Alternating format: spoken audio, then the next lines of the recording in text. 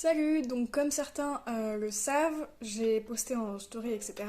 J'ai décidé d'adopter un blob. Donc pour ceux qui ne le savent pas, en fait, un blob, c'est un organisme unicellulaire, donc il n'est composé que d'une seule cellule. Et on peut le confondre avec un champignon. Bon, je vous mets des images là et là, parce que voilà, il s'étend, on dirait une espèce d'omelette jaune, et en fait c'est super intelligent, il y a plein d'études qui sont faites en ce moment dessus, notamment en France au CNRS. Vu que je veux devenir chercheuse en biologie, je me suis dit que ce serait sympa d'en adopter un, voir ce que ça fait, etc., faire des petites expériences avec. Donc, il y a à peu près une semaine, je suis allée à Jardiland pour me procurer un terrarium. Donc c'est un terrarium pour reptiles et tout.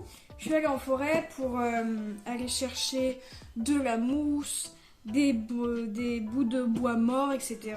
Comme ça, il y a des trucs sur lesquels il pourra se mettre. Il faut savoir que ça se nourrit notamment de champignons, de bactéries. Là, pour l'instant, je vais le nourrir avec des flocons d'avoine parce qu'apparemment, c'est ce qu'il préfère.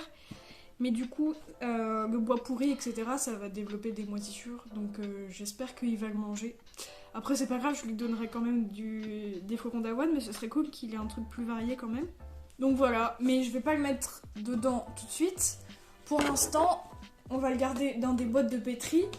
Parce que là, en fait, alors... Attendez.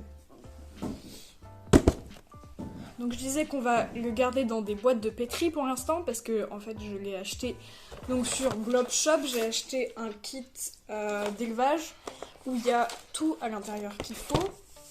Et en fait, il faut savoir que quand on commande, etc., il est en dormance.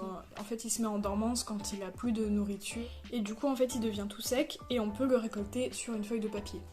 Donc, j'ai attendu de filmer le vlog pour l'ouvrir. Donc, on va l'ouvrir ensemble et on va voir ce que ça donne.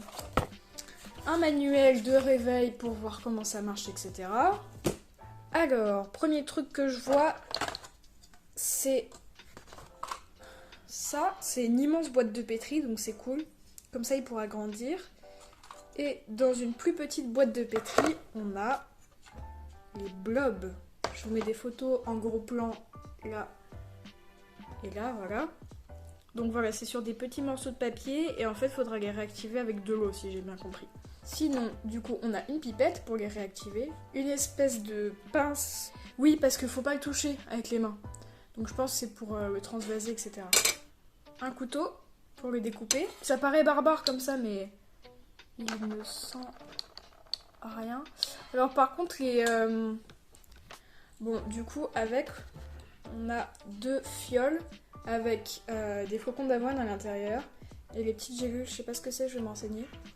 Par contre, elles se sont cassées. Il y en a une qui s'est cassée. Mais bon, c'est pas grave. Je vais lire le manuel, voir un peu comment ça marche. Et on va se retrouver dans la cuisine pour préparer la mixture, pour faire les boîtes de pétri et pour les réveiller. Et normalement, ça prendra quelques heures pour qu'ils se réveillent. Donc voilà, je lis le manuel et on se retrouve. Ok, donc j'ai commencé à lire le manuel. Je suis un peu dégoûtée parce qu'en fait...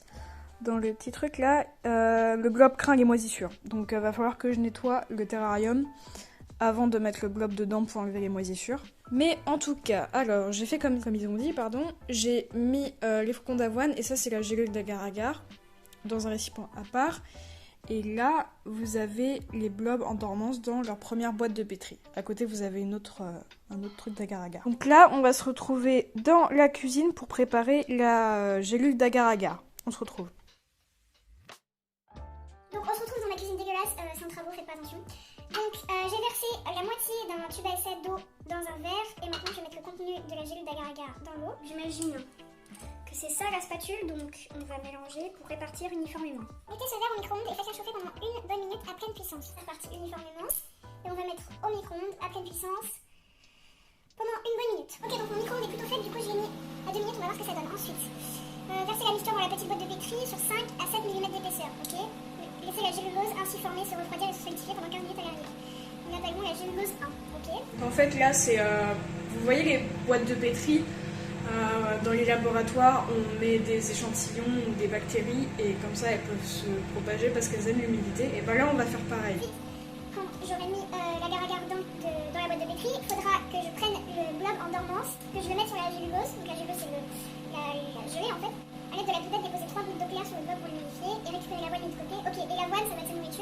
se déplacer pour aller chercher sa nourriture. C'est comme ça qu'il va s'étendre.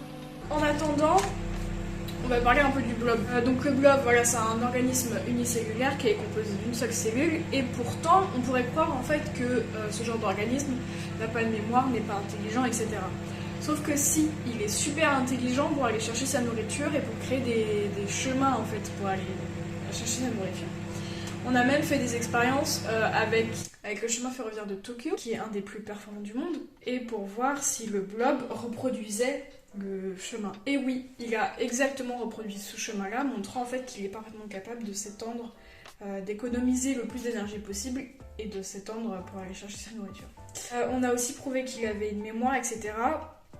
Je vais pas tout expliquer là, mais vous avez un magnifique reportage Arte que je vous mets là, en description, ou en commentaire, enfin bref, qui est de Audrey, où on voit Audrey Dussautour, qui est la chercheuse française au CNRS qui préside les recherches sur le blob. C'est super intéressant si vous voulez en savoir plus sur le blob, ou juste par curiosité, ou si vous comptez même genre en adopter un, puisque ça a l'air fun. Énormément évaporé, du coup, ça va être un petit peu compliqué. Je suis en train de verser à l'intérieur de la boîte de pétri, mais en fait, je crois qu'il n'y en a pas assez.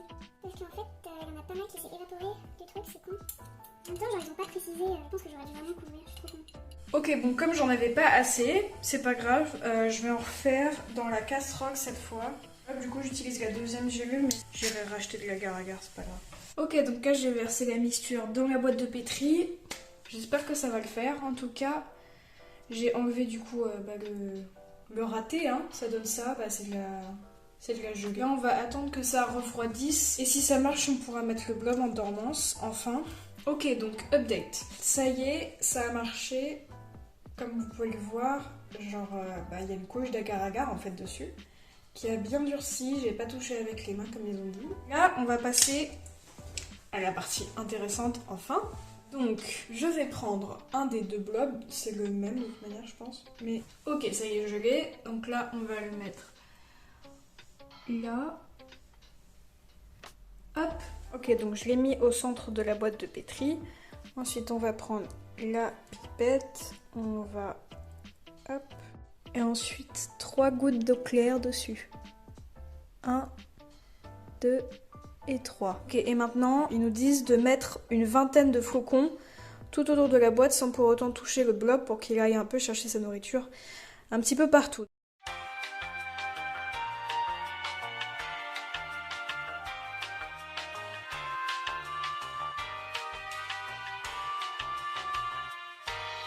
Là c'est bon, j'ai mis la vingtaine de flocons d'avoine. Je vais refermer le couvercle, le mettre dans mon placard et ensuite on se retrouve vers demain matin je pense, demain après-midi pour voir un peu ce que ça donne, voir si c'est bien propagé etc. J'espère que c'est le cas. J'irai voir dans quelques heures, vous faire un update, mais apparemment il faut vraiment le laisser dans l'obscurité, donc je vais essayer d'aller voir le moins possible, même si j'ai hâte de voir s'il se développe, mais bon. Donc du coup, on se retrouve demain. Ok, donc je voulais juste vous faire un update après 24 heures. Donc là, ça fait 24 heures que je l'ai laissé dans mon placard, dans l'obscurité.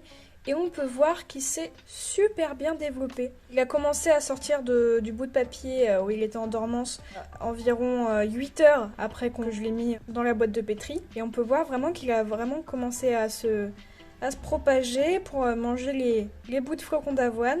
Ok, donc c'est la fin du premier vlog sur le blob. J'espère que ça vous a plu. Je ferai un deuxième épisode pendant lequel j'essaierai de le transférer dans le terrarium que vous avez vu en début de vidéo.